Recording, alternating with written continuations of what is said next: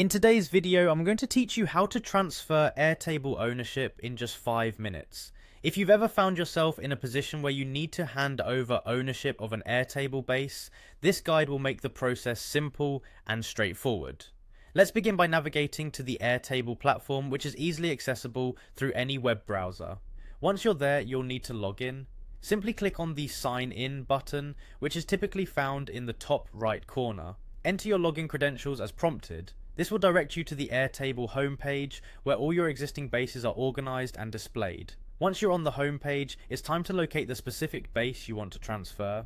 Head over to the section labeled Base. Here you'll see a list of all the bases you've created or have access to. Find and click on the base you wish to transfer. This action will open up that particular base, giving you a closer look at its contents and settings. Next, the key action is to click on Share Base. This button is usually situated near the top of the page. Sharing a base is essential because it sets the stage for transferring ownership. By clicking this, you'll be granted access to options that allow others to collaborate on your base. Now, in the Share Base menu, you'll want to look for the email invite option. Clicking this will open up a dialog where you can enter the email address of the person you want to transfer ownership to. It's important here to make sure you've got the correct email address to avoid sending the invitation to the wrong person. Within the same dialog, you'll see several roles you can assign to this individual.